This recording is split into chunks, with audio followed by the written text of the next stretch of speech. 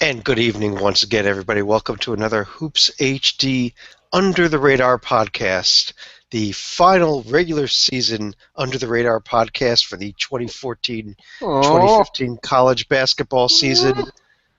That might be a little bad news, David, but the good news is that perhaps the greatest 10-day or 11-day week of the year is about to start, championship week. woohoo! And I mean, again, we'll be on a week from tonight, all the way through Selection Sunday. We will be on every night. Now we might only be on Non-stop, for non-stop. nonstop, 11 days in a row, nonstop, no sleep. Yes. So again, all of we've got championship week covered. Yeah. No. Yeah. We are here. It's our final regular season Wednesday night. Beginning next week, Tuesday night is the beginning of championship week. The first conference tournament games, beginning that night and every night until the end of this, until the selection Sunday, we will be having nightly recaps of every game that's happened, previews of the following day's games. We will throw in there probably a few uh, bracket rundowns and news and notes and who Yeah. knows what we'll do. It'll be a surprise every night. Right. And do we have a name for this? Is it Championship Week Video Notebook? Is that what I we think that's decided? what we called it last year. Okay, yeah. If you have a good name for it, let us know because we can't seem to come up with one. Yeah, But tweet it at us. yeah, tweet it at us. Um, anyhow, what our plan was for today, actually, we wanted to start with one of the things that we're going to be doing a lot next week during every night during the video notebook is taking a look at our survival board. And we want to just start there right now. This is at the hoopshd.com website. Right up top, one of the 7 or 8 buttons up there says Yeah, Hoops HD Survival Board or something along that line. And there it is right on the screen. yeah. The NCAA Tournament Survival Board. This document is I don't know, like it's not as safeguarded as the original Declaration of Independence, but it's pretty close. This is a hugely important document that you're seeing on your screen right now. And Uh, 324 teams remain. What that means is that is the number of teams that have a chance mathematically to win the NCAA tournament. You see some teams on there already like Binghamton, Maine, Maryland, Baltimore County. Not realistically probable, but they get to play until mathematically they lose. possible. Yep. Yeah. Now, Chad, again, I mean, again, I'm seeing like teams in bold, teams in italics. What's this? If a team is in bold, that means that that team has already clinched a spot in the NCAA tournament, no matter what, even no matter what the committee says. Right. Uh, So the committee's been informed yes. that if they're in bold on this board, they're in the NCAA tournament. Yes, the Okay. committee does several votes, but before they do any votes, these teams already go in. Yes. Uh, Okay. the teams in italics are teams that we did make an opinion on. We think these are teams that have a shot at an at-large bid. Uh, some of them are such an outside shot that they probably it's not realistic. Like I could see their team like say I saw Yale was in italics before, and maybe that's just something we need to update after last week when they did lose. But um, other teams like Georgia, LSU, Ole Miss, Texas A&M, obviously are legitimate contenders for NCAA spots. They're just not there yet. Right. And again, so like in looking at this, just taking the Pac-12 for instance, if Arizona loses the rest of their games and loses in the conference tournament, they're in simply because they're in bold on this board. That is correct. Yeah, and then we got other teams like Oregon, for instance. They don't know. Maybe the committee takes them, maybe not. And then, like we have, let's see, like a USC or a Washington State, they could win every game between now and the championship by 1,000 points, lose in 7 overtimes, and they're still out. Right. Well, I think USC maybe even if they won the championship game will get left out because it's Yeah, USC, but that's another story. yeah. And this is just huge. Like again, starting a week from tonight, you're going to see this on your screen every night. We will be updating it in real time every single night. It's going to be fantastic. Yep.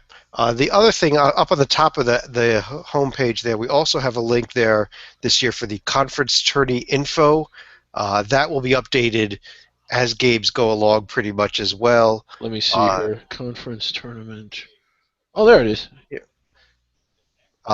And that's where you can find all of your conference tournament brackets, schedules, Oh, TV listings, game times, everything that we've been able to compile to date is on there. Yeah. And as this weekend, as brackets start getting announced, we will be updating this site as Yeah, well. nothing is really final yet. We haven't put the clinchers in. I do think we've had some first place outright finish, but I believe just for the sake of time, like we just update it as the conference plays its last game. Is that right, Chad? Yeah, well, as the bracket gets announced, mostly because we're putting game times in there also, and sometimes we find that game times get moved around. Uh, like right there in the Big South, you see the 1 versus 8-9 game is scheduled for noon. Suddenly, when the bracket gets announced, they said, "No, no, we're going to play that game at 6 o'clock at night instead." So we'll Yeah, I wait till the bracket is fully announced to fill those in. But you can see there is the TV listings there. And yeah. if you want to scroll down to the Metro Atlantic, David, I want to point one little thing out Okay, here. yes. Right there, the first round, you see no TV listing. No, I mean, and this is unfortunate. I believe this is the only three games in all of Championship Week that are not streamed in some capacity. Last year, it was phenomenal. We're going to try and make it happen, although I don't know. We actually had video coverage from last year's tournament. Yes, we sent Lee Del Vecchio with his, at least Yes, with his phone or his tablet, out to Springfield last yeah, year for the first round. yeah, We are going to try to get him out to Albany this year. It's a little further trip for him, we know, so yeah. we're working on it, though. But it was one of the great moments. We're going to have to post that link so people can relive it. It was fantastic. It blew up all over the internet. Now, Chet, this is another fantastic document, but unlike I think it works a little differently. Like the survival board, the actual selection committee looks at so they know what they're supposed to be doing. I don't think the Metro Atlantic they don't log on to this and say, oh, okay, so the 8 plays it's 8 versus 9 at 5 o'clock. This No, document you actually got from the conferences. So, yeah. I got this information from the individual conferences that they yeah, create the numbers. So yeah, I can't go in there and just put in Iona right into the championship game, and the Metro Atlantic right, would just do that. Now the yeah. conferences are not as cooperative as the NCAA is with us. I think Right, matters. yeah. I mean, this whole independence autonomy thing, they want to be doing their own thing. I don't know.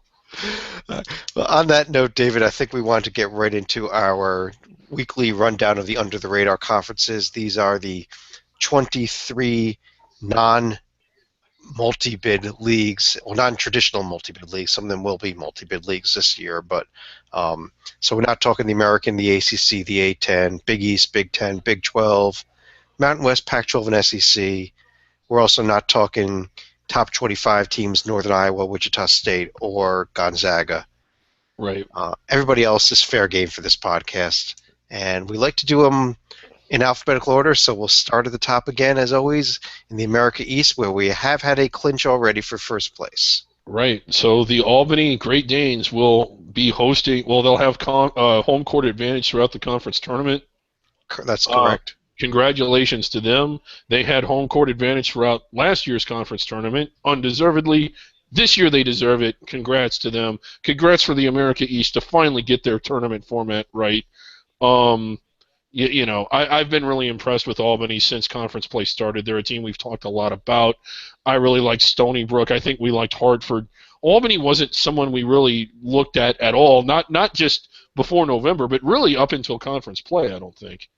Right, yeah, So they just stormed through conference play. Other than a slip up at home against Stony Brook last week, they would have been perfect in conference play. yeah, One more regular season game to go this weekend.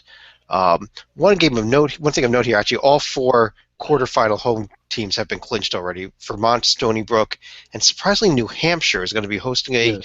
quarterfinal game. I don't know if they've ever hosted a quarterfinal game in the America East. I don't know That's if how they've bad ever this team has hosted. been. I wasn't so sure they'd even hosted a game, but I looked at their schedule today, and sure enough, half their conference games were at home. So, and They I will be can't. hosting Hartford in the quarterfinals. That's already been clinched, I Yeah, believe. yes, and in looking at this league, Chad, I noticed that there's 9 teams in this league. Uh, there is room for a 10th, wouldn't you think? Yes, there is now. Understandably, UMass Lowell is only in their second transitional year, so they're not going to be at a full eligible 10 teams for 2 more years, but so Yeah, what? Get a right. 10th team now. I know. It's Yeah, you don't have to put every team into the conference tournament. If they want to say, we're worried that we're going to have to add an extra round to the conference tournament, so you eliminate the ninth place team or the 10th place team. Right. I don't think that's too offensive. The Big West does exactly that. Um, Yeah. or you add another round in. So what? Right. I mean, again, give everybody a chance. And of course, we know who we want in this league. A team that took the league champion to the wall, the team of the people, the NJIT Highlanders. And It's just JIT a shame Highlanders. They that, played Albany twice this year. It's just like they were in the conference, isn't it? right. It was. It was. Uh, an incredible game we had tonight, David. I watched pretty much the entire game. North Florida won at Florida Gulf Coast. It was our under-the-radar game of the day and absolutely lived up to the billing, I thought. I don't know how much of the game you caught, but not a whole lot. I was watching other games, but a huge development here. I'll let you go in, but I mean, this is huge. I realize North Florida's been in the championship game before. I would argue that this is almost bigger. Great win for Matt Driscoll and his team. This One was of the better, tonight. Yeah, this was the most significant, the biggest regular season win in North Florida history, I'd argue. Yeah, I think so. They have not technically clinched the first place yet. They do have to win at home over last place Stetson on Saturday. If they mess up in that game, Gulf Coast could still get home court advantage for the ASUN tournament. But assuming that North Florida wins that game, they will be having to get to play all 3 games at home, including a potential 3rd game against Gulf Coast in the championship. Yeah, and I was glad you highlighted this one, Chad, because it was such an important game because of the home court implications. The storyline was great. The Dunk City, Florida Gulf Coast has kind of played their way into the national consciousness now, versus a team that's, just as recently, really, had gone through the transitional process. It was just a great storyline. You kind of wish it would have gotten a little more pub from people other than us, but they got it from us, which is better than getting it from anyone else. I guess. David, something strange in this conference. Northern Kentucky is still ineligible, only in their 3rd of 4 transitional years. Yeah. Yet they're going to be playing in the conference tournament. What's up with that? Well, the conference is allowing Northern Kentucky to participate in all championships, not just men's basketball. The thinking being that they just don't want to deny the student athletes the opportunity to compete for and even win a conference championship. I can't say if the conference wants to do that. I think that's fine. What I'm not a fan, I don't know. It just seems like if Northern Kentucky were to win this conference tournament, the team they beat in the championship game would get the automatic bid. Now, it isn't likely to happen, but I don't know. I'm kind of a fan of decide how you want to determine your champion, and if your champion's ineligible, then you forfeit it.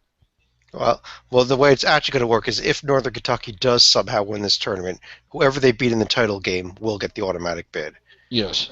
And that's the rule that the NCAA enacted last year for the SWAC, but it is now in place for all conferences. Yes. For all those conferences allowing teams to participate that aren't eligible. Right. Okay. Like Syracuse. With them. Syracuse is not going to be participating. Right. Did you see the press release? Inside joke. Yeah, very inside joke. Let's move over to the Big Sky Conference. I think you and I still like Eastern Washington the best team. They're sitting half a game behind a Sacramento State-Montana tie right now. Yeah, and again, earlier this week, over the weekend, a really damaging and surprising loss. This was a team that appeared to be steamrolling, and now they've lost 2 of their last 3. Now, they were both close games. I think we still like this team, but the difference is if they're going to win this conference, they're going to have to do it as the road team. Exactly, and if they they're only half a game out right now. There's still another full 2 weeks left in this, week and a half left in this conference. That they're not ending this week, so they do have a shot to get to the top there. If Eastern Washington does end up in the top spot, one of the pieces of news that came out this week is they have about a 1,200 seat arena there, the Hornet Nest. Oh, I'm sorry, this is Sacramento. No, this is Sacramento State, not Eastern Washington. Eastern Washington is smaller, I think. Well, Sacramento State only is a tiny arena, holds about 1,200 people. If they're the ones, and they're tied with Montana right now, if they end up hosting the tournament. Their arena was deemed too small and unfit for the Big Sky tournament. What? You can't Yes, do that. You can't they do did that. But what they have done is made arrangements for another facility on site there to set up a temporary basketball court. The Sacramento Kings from the NBA have agreed to bring in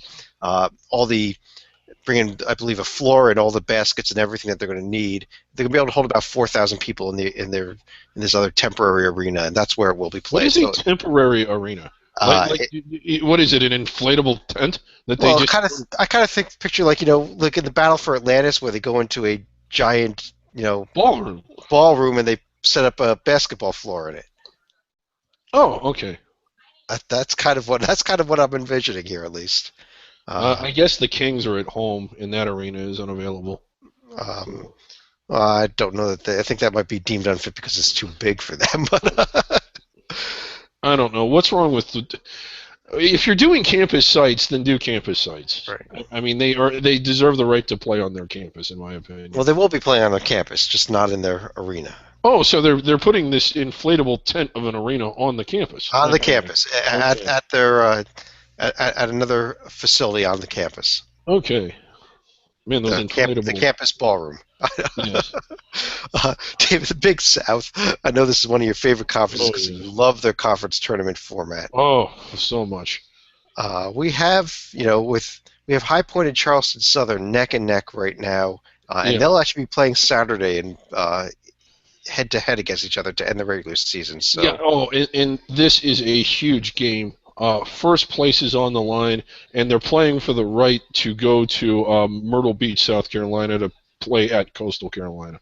Right, and Coastal Carolina is sitting in third place right now at 12-5, one game left on the season. Right, so it is kind of big because the winner at least avoids Coastal in the semifinals.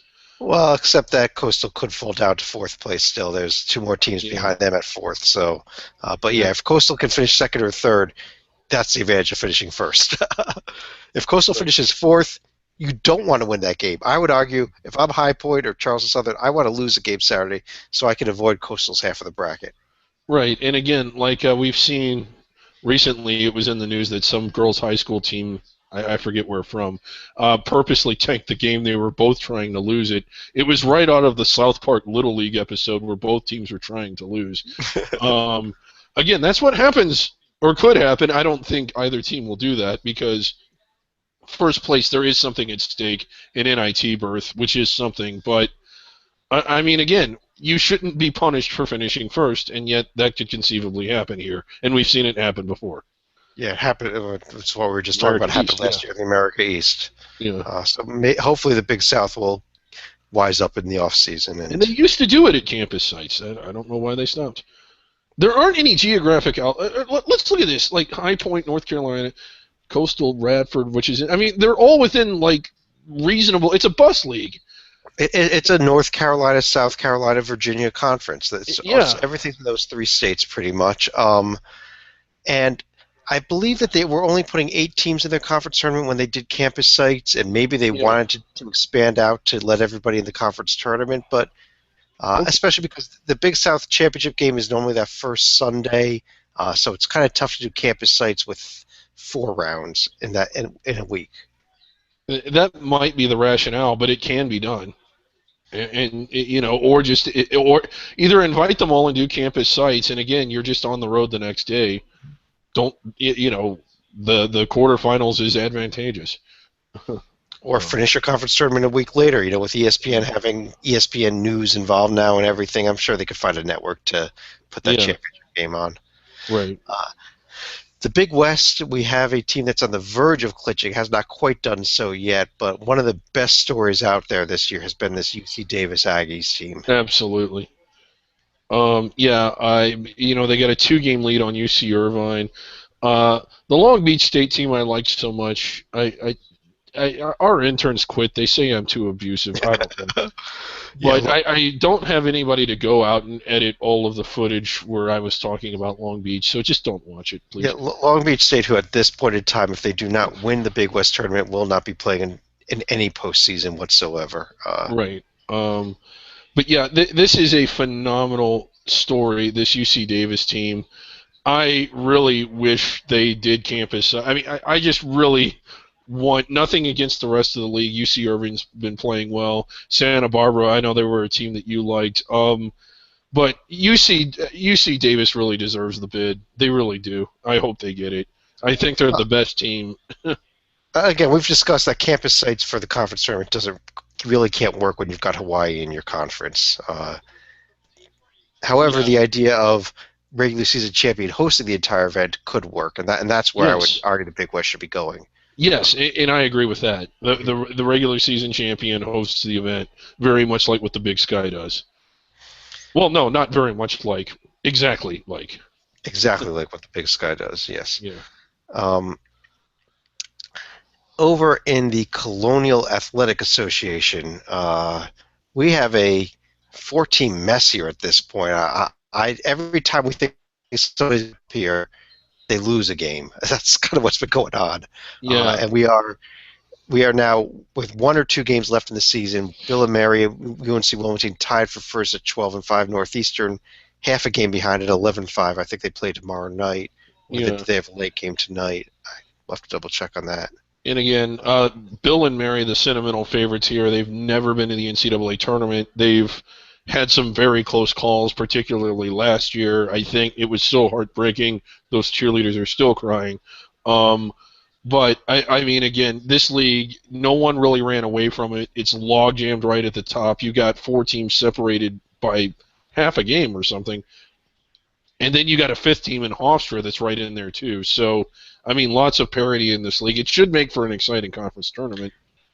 Yeah, I am looking forward to this conference tournament. I think especially when you get into the semifinals, if these top 4 teams all make it, it's going to be a coin flip who's going to win this. The conference tournament will be in Baltimore, so it's not really going to be a home court advantage for any of these 4 teams. Well, Towson, sort of. Well, Towson is in 8th place, so Yes. William and Mary may have to play them in the quarterfinals if Towson can get by Elon in a first-round game. Yeah. So, yeah, it's kind of a road game for Bill and Mary, but if they can't beat Towson on the road, they don't deserve to win the conference championship, Oh, fair whoever enough. the 1 seed is. Right. And again, we don't, I mean, as much as we fuss about the other leagues, I think, at least subconsciously, I'm still used to the Colonial having its first place team in a position to be inside the bubble, if not all of the time, 75 to 80% of the time. Like when Old Dominion was there, when VCU was there. When George Mason took Prior to Paul a, Hewitt. Yes, Yeah. I mean, you were used to seeing the first place team inside the bubble more often than not, so I was fine with the predetermined sites, but I don't know, is it time to move this one to campus? I guess I'm not as offended by Baltimore at the moment, but maybe it's just because Towson is so bad this year. Yeah. And it's not incredibly far, other than Northeastern. I don't know that any of these teams are really I guess Northeastern and College of Charleston. None of these teams are that far from Baltimore that it's not just a drive anyhow. Right. It is a drive in the Big South, for example. We talked about being a driving league, but you putting it at one of the outliers in the conference, probably the furthest southern outlier there down in Myrtle Beach, as opposed to, and so you got teams like Liberty and Longwood coming from Virginia. That's a drive for them. Right, yeah.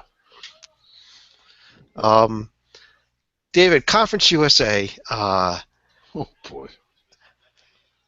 I'm really, the more I look at them, I'm liking this UTEP team to the point that if UTEP does keep winning, including they've got, I think, a huge game tomorrow night. I think they're playing Louisiana Tech, if I'm right.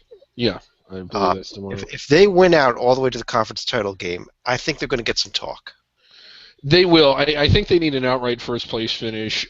They've won again, they were gross. I mean, just real unimpressive, but they've won their last 8.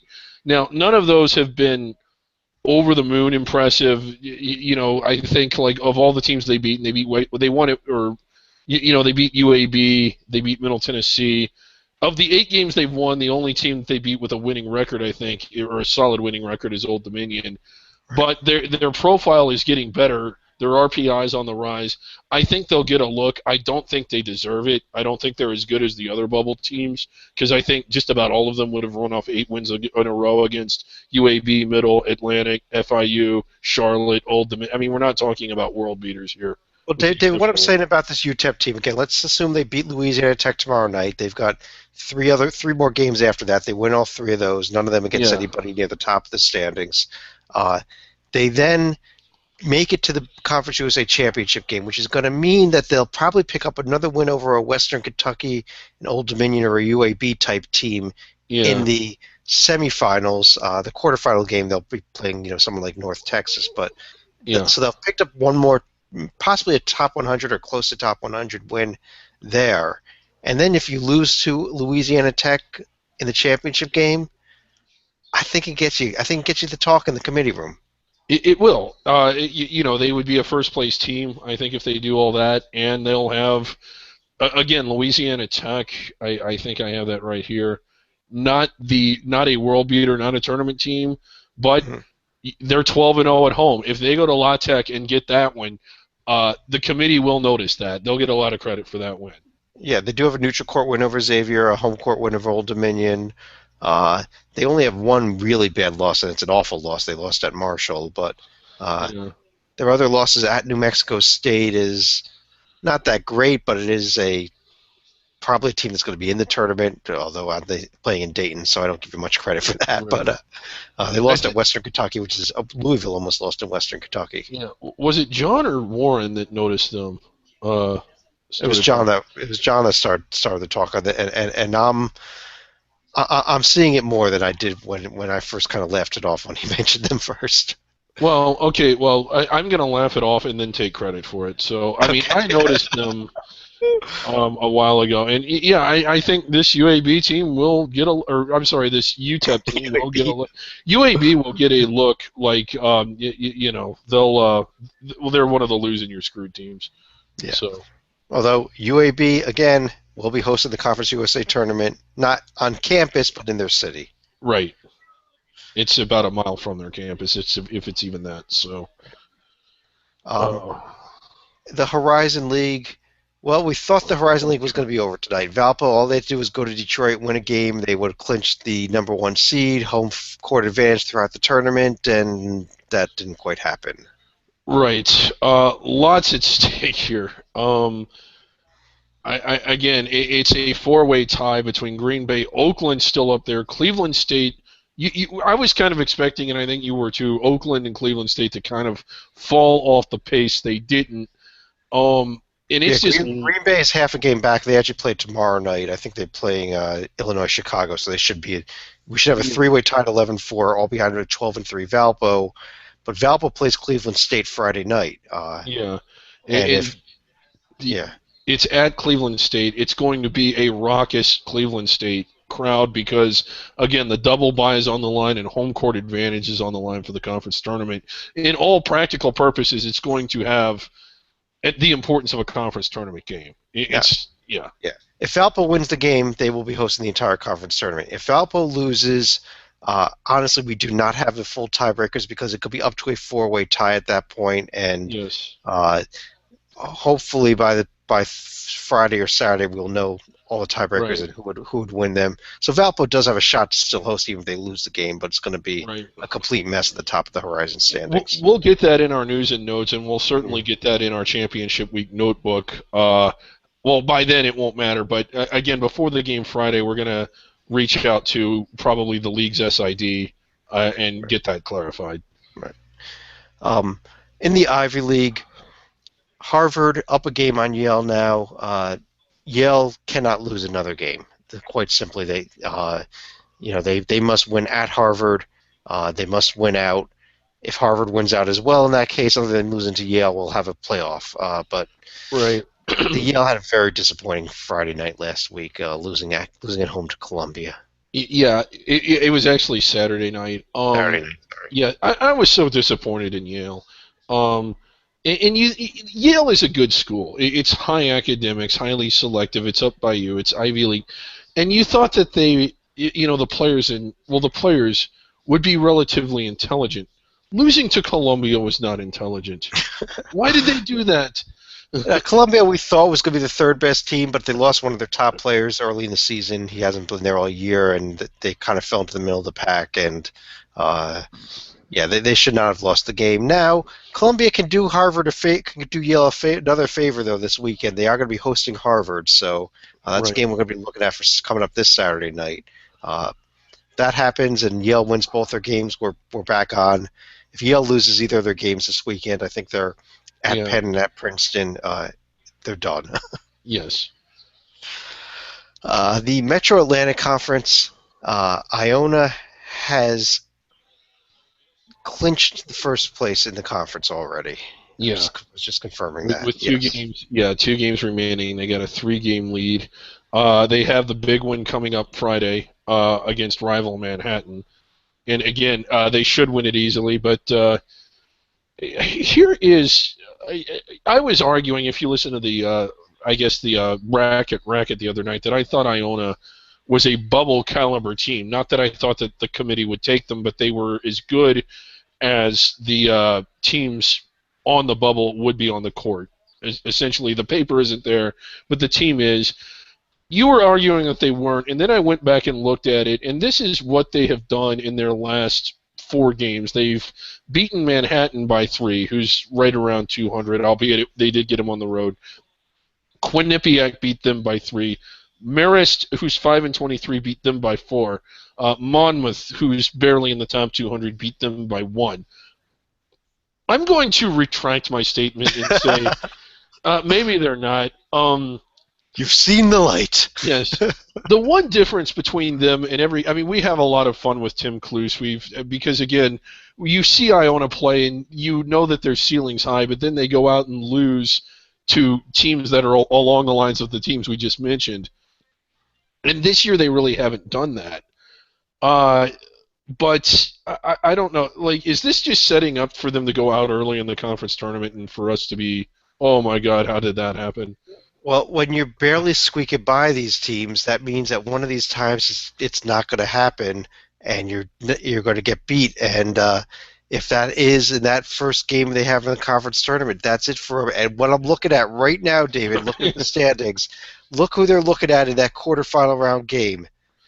Eighth place right now is the Siena Saints, who are the host team for the conference tournament. Oh, boy. I think this is absolutely setting up for an Iona quarterfinal loss in the conference tournament, and then a wide open battle the rest of the way to see who gets the automatic bid. Yeah, Lee Del Vecchio, his head is going to explode. We got to get him to Albany. We got to get him to this conference tournament. David, the Mid-American, I'm sorry, the huge upset tonight. Toledo at home, after their game got postponed last night when a water main broke there, played Northern Illinois at home tonight and went down at home to NIU, giving NIU their 11th win of the season, making this the best season for Northern Illinois in about 15 years. So congratulations to the Huskies, first of all. Yes. Oh, wow. I mean, what? Toledo was a team coming into the year we were big on. I mean, pre-November, we're big on them. We were really kind of disappointed in them. But they had finally been, for the last 2 or 3 weeks, looking like the team that I thought they would be. They'd won 8 out of their last 9 coming into this. And then they lose at home to no offense, this is a really, really bad Northern Illinois team. Yeah, I mean, just inexcusable. I don't know. I'm just kind of baffled. I like this league a lot. I don't think and we've mentioned that it's kind of more gritty and white-knuckled than most of your under-the-radar leagues. Is it so white-knuckled that we have, like, basically 4 teams within 1 game of each other? I mean, this league has beaten itself apart. Yeah, 4 teams that close. Buffalo, another game behind that group.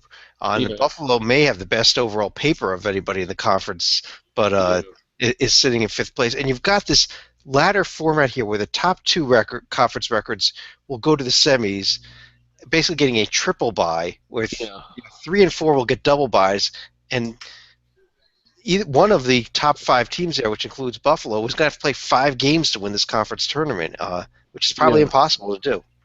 Yeah.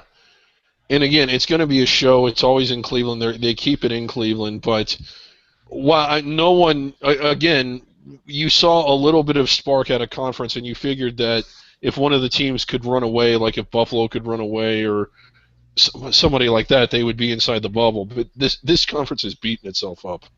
Well, we do have a team that's 21-5, and it is in outright first place right now that we haven't talked very much about. And that's Central Michigan. Yeah. And I saw we're going to be talking about them again when we get to our top 10 list a little bit, both of us, I think. But Yeah. is this a legitimate team here? I mean, they're probably going to get that double bye if things keep going up. Well, they've won 6 in a row, and they haven't been the easiest 6. They went to Ohio, and when they won at Buffalo, that's what kind of got my attention. And at the time, I just kind of dismissed it. And it's like, man, another off night for Buffalo. But they've, won 4 since then, including, the win at Eastern Michigan, who isn't phenomenal, Eastern Michigan, but they are 10-3 at home. So in their last 6 games, this has looked like a really good team. Right, and they did pick up at the beginning of MAC play. They won at Toledo also, so you could throw that in there too. Yeah. And they did something that Indiana could not do. They won at Northwestern this year. Yes. Yeah, a little shot there on the Hoosiers, but we'll save that for above the radar podcast. Yes. Over in the MEAC, one of only a couple of teams that remain undefeated in conference play, North Carolina Central, still running through this conference. Yeah, I mean, again, I think they've already clinched a share, I believe, or have they, of first place? They have clinched at least a share. Which means if they lose their last 3 and Norfolk State wins their last 2, it could be a tie. So they've pretty much clinched it. And again, they're looking like the best team. The conference tournament is in Norfolk, albeit not on campus, but this is another league that I know it's kind of spread out. I mean, it goes from Orlando, I think, all the way up to Norfolk, so it's not exactly a bus league. But I'm actually going to modify what I just said. They've only played Norfolk once this year, and they beat them, so that means that they have clinched. They've clinched any tiebreakers as well. So this is the number 1 seed in the MEAC tournament. Right, and that means the NIT if they lose. This is a conference, with the exception of last year, that has a lot of trouble getting its first-place team into the tournament, no matter how much they appear to dominate the league. The other storyline in this is South Carolina State. It does not appear that it'll happen. We talked about it earlier, but they're in danger of having their university closed for 2 years. We really don't want that to happen. We hope this is not their curtain call. And right now in the middle of the league, they're sitting in 7th place right now, which means, you'd have to get to the top 4 to avoid a first-round game. I don't think they're going to be able to get that high. So, but they have a shot to at least pick up 1 win in the MEAC tournament if they are the higher-seeded team in a first-round game. Yeah, and a lot of these the opening rounds of the under-the-radar leagues, you're playing for the right to not have your season end and play 1 more game. That storyline for South Carolina State, you want to talk about some emotion in those games. Wow. Yeah. Let's turn very briefly to the Missouri Valley Conference. There's nobody here that there's probably only 1 or 2 other teams here that have any shot being any postseason tournament besides the 2 teams that are not under the radar. Right. Although Indiana State gave Wichita State a game tonight. I just wanted to point that out. Yeah, they really did. Good season by the Trees. I don't think they were picked to finish that. They may have been picked to come in last. They're right up there and tied for 3rd place with Illinois State. They're tied for 3rd place now. They're 14-15 overall. They were horrendous in non-conference play. Yeah. They had, heading into conference play, they had lost 7 out of 8 games and then rolled off wins of their first 5 games right out of the bat and have kind of alternated win and loss since then every game. So they're very surprising team. They were not picked high, and they had a good season. They have a shot being the number 3 seed in this conference tournament, and if somebody else crazy is going to win it, it could be them. Yeah. The other storyline, Wichita and Northern Iowa facing each other Saturday. It could be they could face each other again as soon as 8 days later. But again, a big game on Saturday, not an under-the-radar game, but 2 teams from an under-the-radar conference. I'm really impressed with Northern Iowa. I'll just leave it at that because they're not really under the radar. Northeast Conference, another conference where the number one seed and home court advantage throughout the conference tournament, which is played on campus sites, has been clinched. St. Francis Brooklyn will be the number one team, clearly by far the best team in the Yeah. conference, I think. And this could be a huge story if they do get this automatic bid, because they have been a member of D1 since it began and have never been in the dance yet. Okay, Chad, I've been chomping at the bit since the beginning of the Go for it. broadcast to ask you this question. What the Big Sky is doing to Sacramento State? Oh my God! Like, they better not be doing that to St. Francis Brooklyn. Is the NEC doing that to St. Francis? No, St. Francis Brooklyn will I play will their go. games at their 200 seat. I think it's like 12. I think it's about 1,200 seats also. It's though. smaller than Sac State. Yeah. Yeah, it's right around the same size. NJIT type of size as well. But it will be packed there. There will not be. There won't even be any standing room. There will be nothing. I am serious. Well, if you're watching or listening, it means that you're a fan of the under the radar teams. Even if you're not, even if you're just a general sports fan and not a huge college basketball fan, this tournament is going to be incredible theater. Yeah, and if you get a chance to watch, I mean, hopefully, St. Francis will make it to that championship game.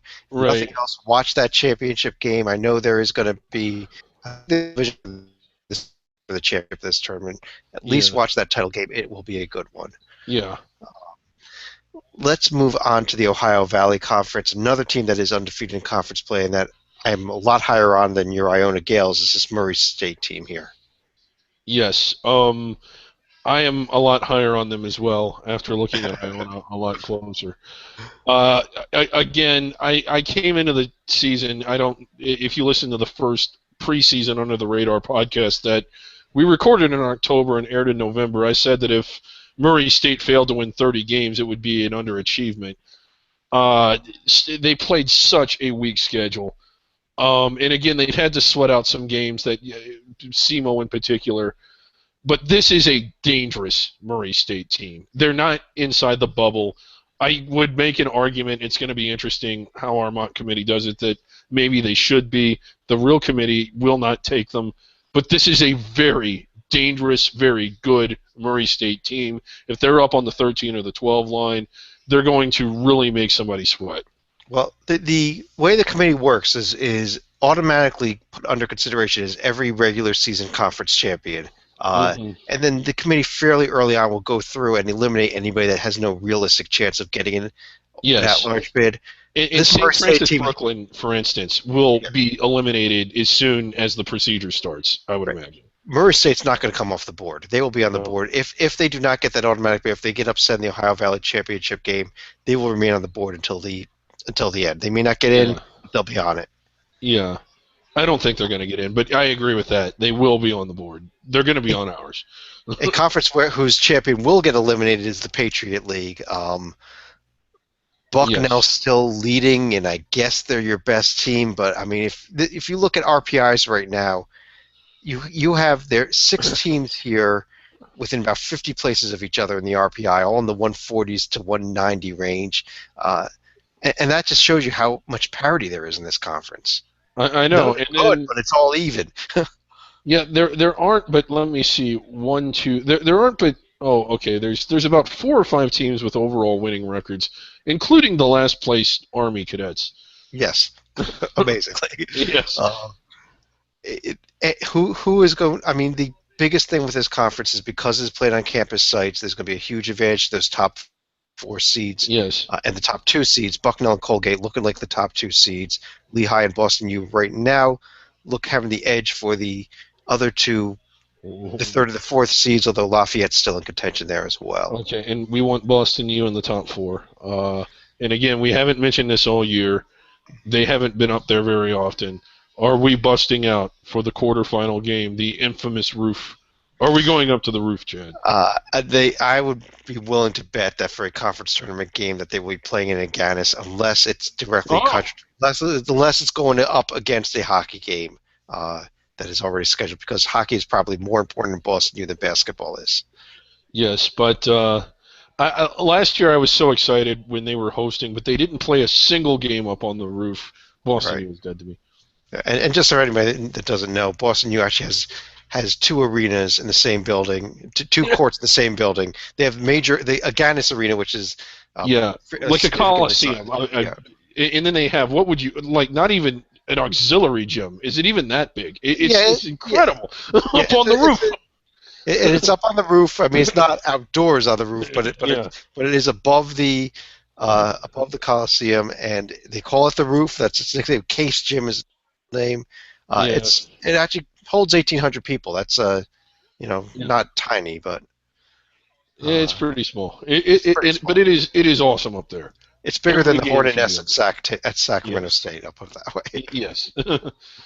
Um, let's You keep have to moving along take the here. elevator. All right. The next conference up is the SoCon. And David, I took a look this morning at again, kind of taking a real close look at this Wofford team, and I think a very solid argument could be made that as they sit right now, they are better than a couple of the at-large teams that are at the bottom of the field. A couple of the first four at-large teams.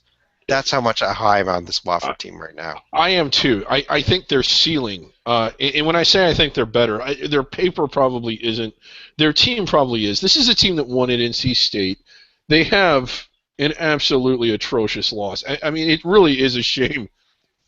All kidding aside, that they lost to the Citadel. I mean, oh boy.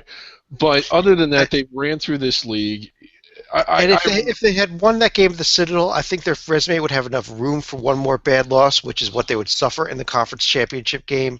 Yeah. Which means I think they could get an at-large bid. But you're right, that Citadel loss means they don't have room for another bad loss, and even losing to Chattanooga, the second best team, would be a bad loss. Yeah, and they got our attention. I think they were our pick to win the conference, but we first got that look at them.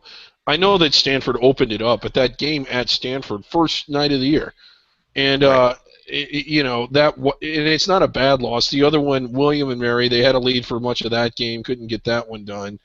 They had the decisive win over a pretty good Iona team. It's a really hard case to make. One of the things, they have won 8 games away from home, or I'm sorry, 8 true road games, 10 away from home. They have the 2 RPI top 50 wins, one of which I believe was NC State. Well, or Right. who were they? Yeah, And NC State and Iona are the top. in 50 Iona. teams. Yeah, but again, it's just they don't have any bad losses except one. But my God, did they get their money's worth with the one that they had? Yeah. When the Citadel they're at loss ranked 315 in the RPI right now. Right, and you want to see a team like this get in. I mean, the committee's rewarded teams like this in the past. They went to Stanford, they went to West Virginia, they went to Duke, they went to Bill and Mary, who, albeit isn't a big-time team, but they're a team that typically plays well at home. This is a team that challenged themselves. I don't know if even had they not lost to the Citadel, if that would have been enough. I certainly think it would put them much more in the conversation. But this is a good Wofford team. Mike Young has done a tremendous job down there. 3 tournaments in 5 years. He should make it 4 and 6 years this year. You wonder why he's constantly looked over and passed over for other jobs. Not that I want to see him leave Wofford, but he has done very well at Wofford, and I think this is the best coaching job since he's been there this year. Yeah, and this is going to be the best team. And this is a team that I mean, it's going to depend on matchups, but I'm probably going to be picking to win their first round game, assuming they win the SoCon tournament and make it at least the round of 32. Mm-hmm. Southland Conference SFA is now out of the at-large bid picture. I think with their loss to Corpus Christi, Yes. even if they beat Sam Houston State in their final regular season game, then lose to them in the conference championship game, it's not going to be enough. No, not even close. And again, just too weak of a schedule. And as far as the Southland tournament goes, you got a 13-team conference here, only 8 teams in the tournament, yet no regular season eliminations, given that you have 2 transitional and 3 APR teams in the conference. But at least they do have 8 eligible teams, so they can fill out their conference tournament field at least. Yeah. Looking at to give you an idea, they have 24 wins on the year. 19 of them are against sub-200 teams or non-Div 1 teams. That is the weakest case ever for a team. I know that. Oh, And I like the case when they only had the 3 losses and they were all to top 50 teams. I don't like it when you throw in a loss to a 227 Texas A&M Corpus Christi team. yeah. Um, David, the SWAC. Anything we need to discuss here? It should be. I mean, we've seen some poorly attended yet highly emotional games in this conference lately, all involving Texas Southern. And Uh, Texas Southern has not blown away the field by any means. They've only lost no, twice in not at all. conference, but they've had a lot of close games. The ones they've won, I would not be shocked to see somebody else win this conference tournament. And I would probably think the best, most likely team to win is going to be Alabama State, and we're going to be invoking the "Who did you beat in the championship game" rule because they are Yes. ineligible. And again, if it's Alabama State and Southern in the championship game, which is possible, how do they break? If it's Alabama State and Southern both ineligible, what will happen is of the 2 semifinal losers, the higher seeded of those 2 teams will get the automatic bid, which gives Texas Southern a huge leg up over everybody else. Yes. I don't want to see that on it. You don't want to see a virtual no stakes championship game, but I don't know. Nothing. I get why they're doing it. I think they're doing it for the right reasons. I just think the downside completely outweighs the right reasons. I disagree with you there because you're talking about a that's going to, maybe have an outside shot of win the 16 versus 16 game in the first 4, but this is not a team that's going to have any shot at advancing in the NCAA tournament. I think it's been years. I don't even remember the last time a SWAC team made it out of the round of 64. It was Southern as a 13 seed, believe it or not. They beat Yeah, Georgia this was Tech. in the 90s, right? Yes, yes. Um, and the SWAC, it's saying we want to crown a champion among our 10 teams by having somebody play our tournament. Uh, Okay. and I don't have a problem with that as much as I would if, for example, the ACC said, we're going to let Syracuse play in our conference tournament anyway. Because that's denying Virginia Tech, who's right now right in a game with Duke, a shot at getting an NCAA bid, right? But, Right. uh, Yeah. in And the, again, oh, the press release. the Summit League, we still have this 2-way tie between South Dakota State and North Dakota State. Coming down to the wire here, 1 game left. Yeah. Again, I think these two they're clearly the 2 best teams, and they're on a course to meet in the conference championship game. So I've liked the South Dakota State team a little more, but North Dakota State's had a really good year. They lost, I think, all 5 starters and their coach and a lot of their reserves. So for this to be a rebuilding year, now albeit last year we thought they were pretty close to the bubble, whereas this year they're pretty much on the 16 line. But when you're Yeah, having a rebuilding year and you're at the top of your league, you're a pretty good program. you're a pretty good program, or your league is pretty bad. One of the Yeah. two.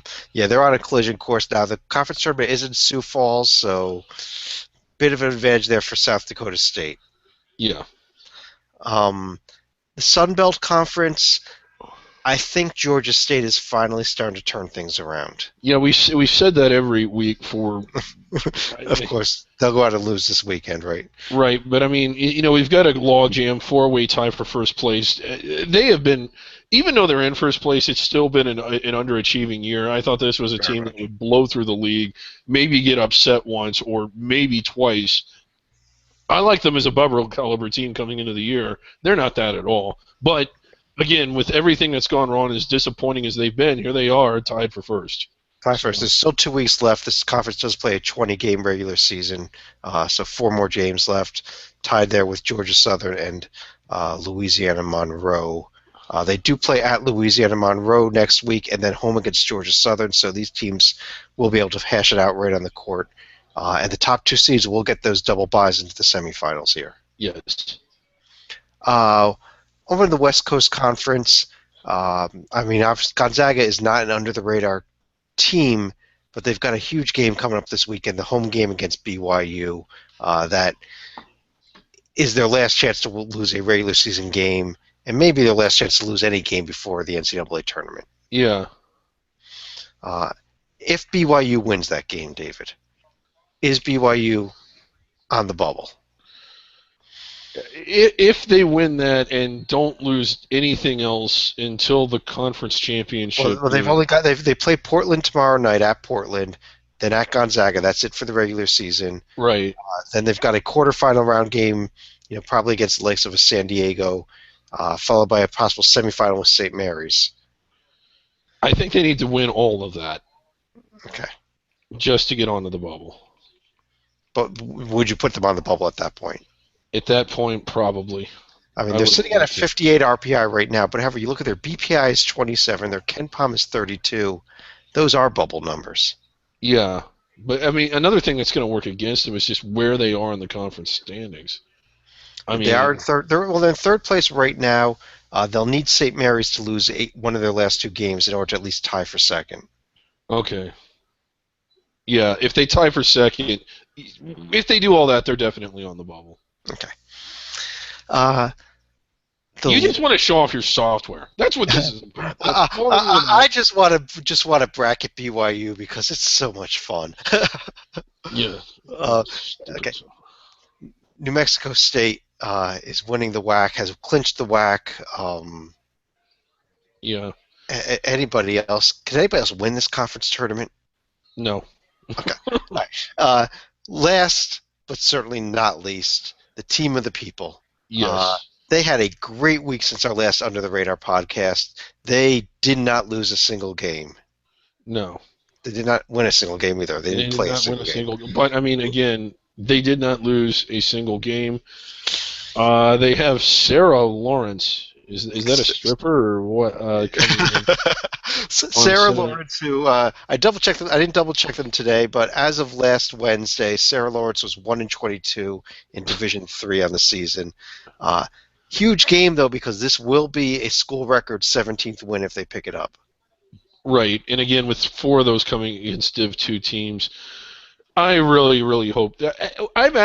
We started this kind of as just a novelty. We really thought NJIT was, again, in a very unique situation, being an independent, trying to get into the America East and being rejected, and they've essentially their entire program history. They were in AIA. They had some success there. They transitioned up from Div 2.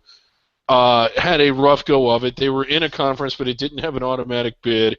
And then they tried to get into a conference and couldn't. And it's like, my God, can anything go right for this program? No kidding aside, being entirely sentimental, I've really enjoyed watching them this year. It has been fun. I mean, I personally got to go up to see them beat Yale at home. Very exciting game. They had a great game against Albany. This game this weekend against Sarah Lawrence is their last home game unless they get a home game in the CIT.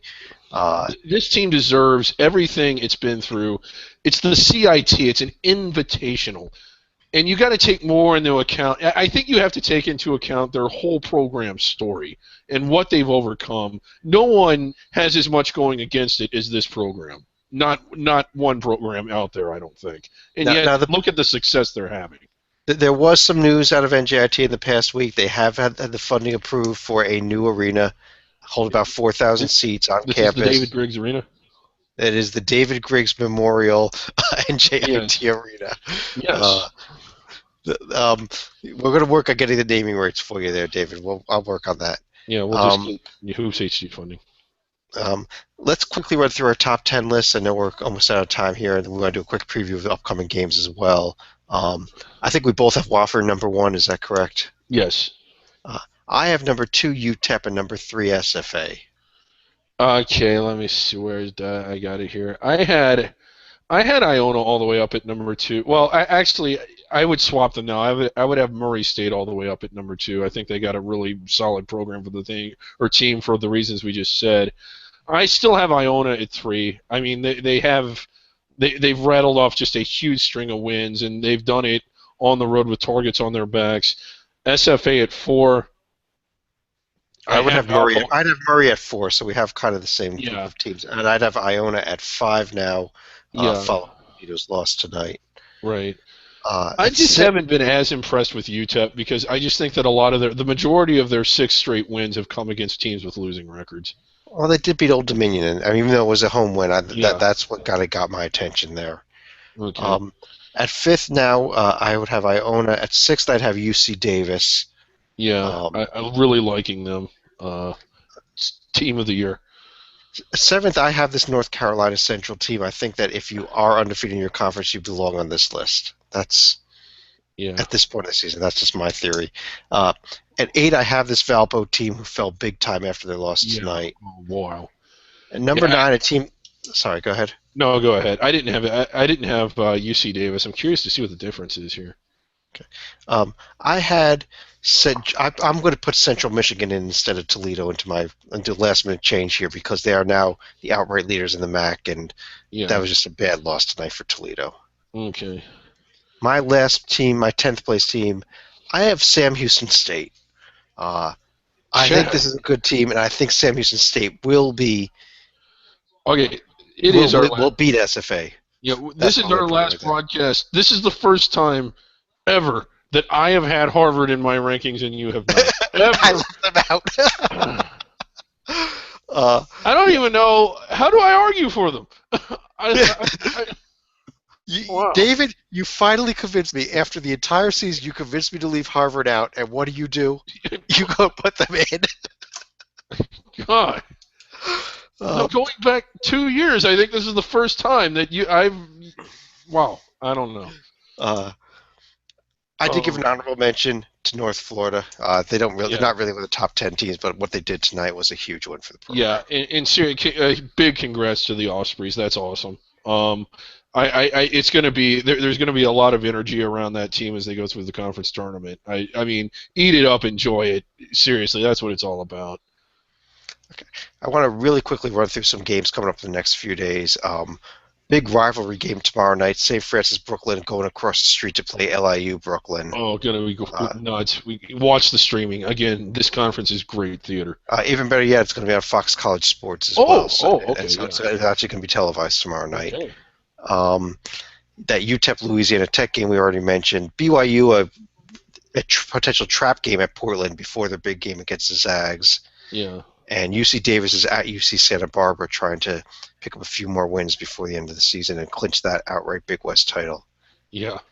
Another big rivalry game is Friday night. Manhattan's at Iona. We mentioned this one earlier. Yeah. And the battle for the first place in the Horizon League, Valpo's at Cleveland State. It's going to be nuts. They're trying to sell that game out. So, I mean, go nuts, Cleveland State. And Yale can completely destroy their season because they're playing at home against a halfway decent Princeton team, and if they play the way they played against Columbia, they're going to be done. Right, yeah. And coming up on Saturday, the other game among top teams in the Horizon League, Oakland is at Green Bay, so that's another huge game in the Horizon Saturday. Yeah, for sure. Sarah Lawrence at NJIT, we already mentioned, the big game for the team of the people. And we mentioned that High Point at Charleston Southern game coming up Saturday as well. Yeah. Could be the number one seed in the Big South at stake there. Yes. And a trip to a trip to be at home on someone else's home court. Also coming up Saturday, David, a huge revenge game. North Carolina A&T is going to be hosting FAMU. They lost at FAMU earlier this year. And FAMU goes for the sweep and to try to get out of Centenary bid contention. If they win this one, they have no shot at the Centenary. No, they don't. And we mentioned that Harvard's at Columbia game. Also, just want to briefly mention that on Saturday we have 12 conferences ending their regular season play. Yes. One more, the Metro Atlantic on Sunday. So by Sunday night we'll have 13 conferences done, 13 tournaments on up on the conference board. Just a few games moving into next week. Monday night, Stephen F. Austin is going to be hosting Incarnate Word. Dangerous game for them, I think. They should win it, but dangerous. Some pretty big games Tuesday night in the MAC. Toledo's at Central Michigan. Kent State is at Bowling Green. And again, with the double bye, triple bye format, those are big games. Yeah. And one last game I wanted to quickly mention for Wednesday night, the final game of the regular season for the Team of the People, down in D.C., NJIT is at Howard. Ram the arena. And come Let's on. go down there. Yes. And we're going to get the texting campaign going. We're going to get the tweet campaign going. Tweet at the CIT. Do everything you can. We need the Team of the People in a postseason tournament. It's at College Insider. Tweet at them. Tell them we want the Highlanders in it. And I think we even go a step further. I think we want the Highlanders to have a home game as well. Yes, yeah, we do. I mean, they deserve it. All right. Well, on that note, I think that covers everything we had on the schedule for tonight. So I want to wish everybody a great night. Unless, David, you have anything else you need to say? No, it's been fun. It's the last time we'll do it in this format, probably till next year. But we're going to continue to monitor it again. Essentially, it'll feel like under the radar every night next week. Especially in the first week or so. Yeah. The first week of the 2-week championship week, it'll be a lot of under the radar talk. Okay. All right. Have a good night, everyone.